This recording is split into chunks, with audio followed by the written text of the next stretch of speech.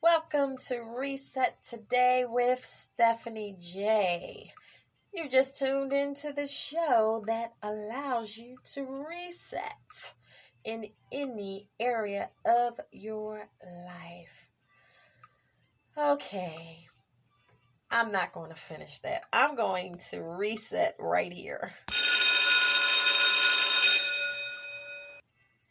Because I'll be honest with you, I'm not on here to do a regular reset podcast.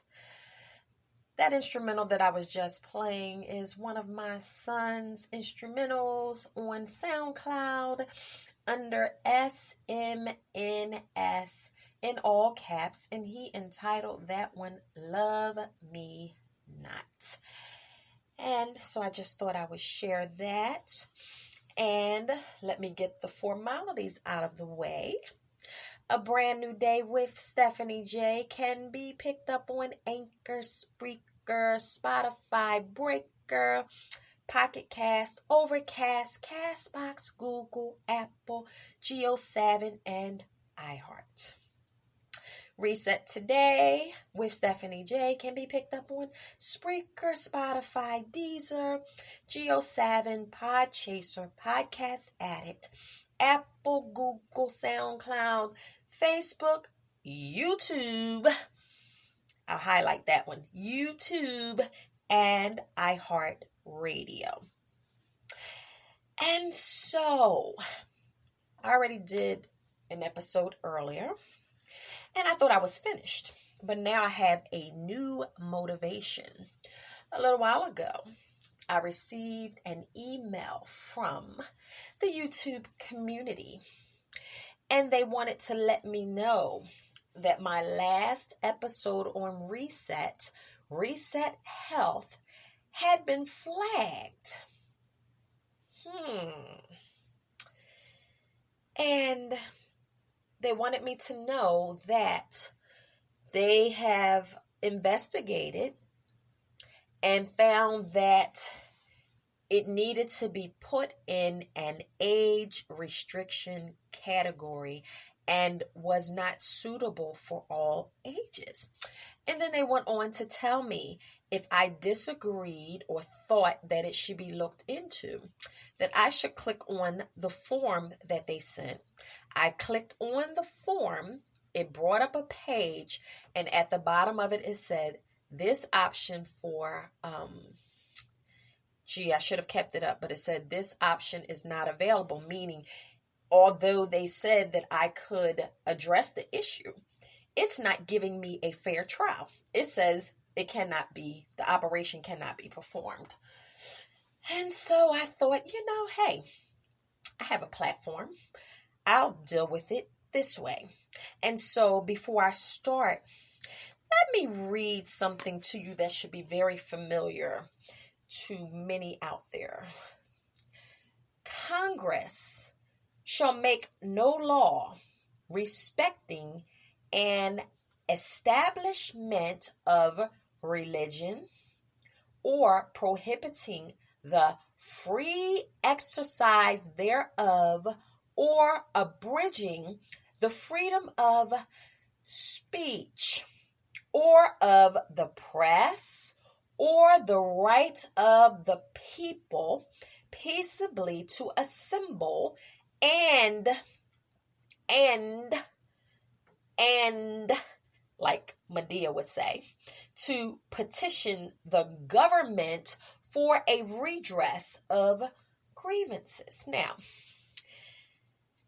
if I'm not mistaken, that is the First Amendment of our Constitution.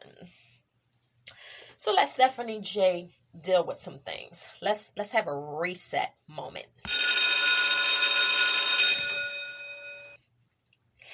After I listened to it again before signing on, didn't really hear anything that I thought was worthy of being flagged or someone, reporting the episode. And so I mentioned it to someone else who had already heard the episode. And she jokingly said, well, maybe it was the ice cream comment. And then someone else said the same thing. Well, maybe that, I don't know. It just didn't make sense to me. And so what I would like to say is I've done many, many podcasts, and I've made myself clear that I'm doing this. I'm taking time out of my schedule to talk to encourage, to inspire, to motivate. And I really don't hear where I'm not doing that. And then on top of that, I am always first and foremost being transparent and talking about myself. In fact, on that very episode, I talked candidly, because I just enjoyed a bowl of ice cream and cake, a bowl of ice cream. And I think I said things to the effect that I am not 100% at my goal.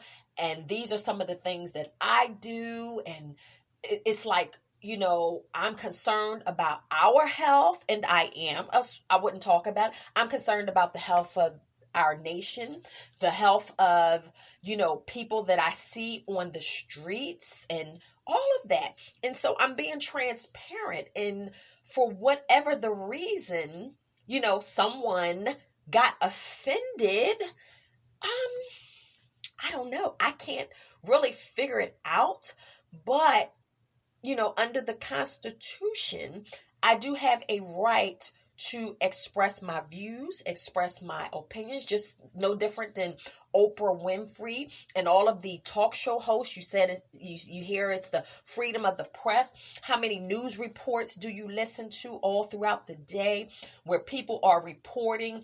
They're giving you their take on this. They're showing you only what they want to show you on the news. They're trying to, as they have always done, get you to think a certain way, to accept and adopt certain things, to consume certain things. All of that's all good and fine. All of the other religions have freedom to do this and to march and this. It's a problem when it comes to Christianity or expressing views about God or Jesus. And, I've always known this is nothing new to me, and it's never bothered me, and it never will, because we have a right to think, to speak, to say, and do what we want, as long as we're not harming anyone. I'm not putting my hands on anybody. I'm not here. I mean, there are many podcasts, many TV shows, talk shows that put people out there. I mean, how much does our president get joked about and teased and talked about? People say some of the most disrespectful things about our presidents and our leaders, and openly, and no one says a thing. But the Bible that I read, it tells us that we ought to pray for our leaders. You can read that in the Word of God. And so I have a problem with this situation. And so instead of sulking over it or trying to go to certain levels to have them review it, I don't have to do all of that. All I'm trying to say on this evening, and I'll put it the way some of my pastors put it. I've heard many mainstream preachers, when they're preaching and they're talking about hard subjects, or they're talking about things that people may not want to hear or may not really want to receive, or they know that they're speaking the truth about something, they'll say, hey, if I step on your toes, just say ouch or say amen. They'll say, hey, it's tight, but it's right. My grandmama used to say, if it's too hot in the kitchen, or if you can't, no, okay, let me take that back. She would say, if you can't stand the heat, stay out of the kitchen. And so I'm the type of person, and I've always been this way. If I listen to something, if I view something, I've said many times, I have taken not only cable but the TV out. We have one television in this house, and that is in my son's room. I'm in my closet right now where I have a television that my daughter gave me around Christmas time. And I still haven't gotten a TV stand to put it up. It was going downstairs. And so we don't have cable. I have not paid for cable in about 18 years. We monitor and watch what we're watching and what we're viewing, what's coming in my home. There's nothing coming across my computers. I'm on here on my tablet. That's how we live. But I'm like this. I don't get on social media. First of all, I only have a Facebook account and a SoundCloud. I never had Instagram, Twitter. I never did the social thing. I don't even subscribe to that kind of thing. And I hear all kinds of stuff and I see stuff popping up on my news feed. I don't take time to report people and try to start a movement because I don't like what someone had to say or what someone did. Now, don't get me wrong. There's a time and a place to stand up for certain things, but I'm just talking in general, what people post. I listen to other podcasts. I listen to many sermons, many teachings online. I've been doing this for years. If I have a problem with something, if it's a situation where I'm dialoguing with the person or sharing my views or something like that, that's one thing. I never flag or report what someone says because I don't agree with it, or, oh, I'm offended because you said this, or I'm offended because you're talking about people's weight. I'm talking about it in a manner of concern, whether you pick that up or not. But hey, I don't have to listen to it. I don't have to support it. I don't have to turn it on my channel. I'm paying for the service that I'm recording on. I'm paying for my podcast. Hey, I have the platform and I can exercise my First Amendment right to say what I feel, what I think, however I want to say it. There are many people out here that have very explicit things. There are people who joke and play about some of the things that I've said, and they play and they say things in a very negative or a derogatory or even a racist way. And you know what's funny? When I'm thinking about this is totally, as my daughter would say, well, this is a random thought. But when I said racism, it just reminded me of a situation that I just had in Philadelphia. I drove down through Center City, and well, it's unrelated, but it's really not. Just hang in with me for a second. Don't pull your flags out yet. Anyway,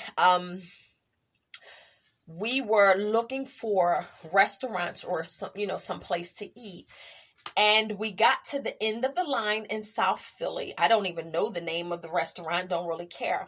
But it was like the last stop before you got on to the highway. And I just didn't feel like turning around and trying to find something else. And so we stopped and we walked in, and there were, 3 Caucasian people behind the counter, a lady and 2 males.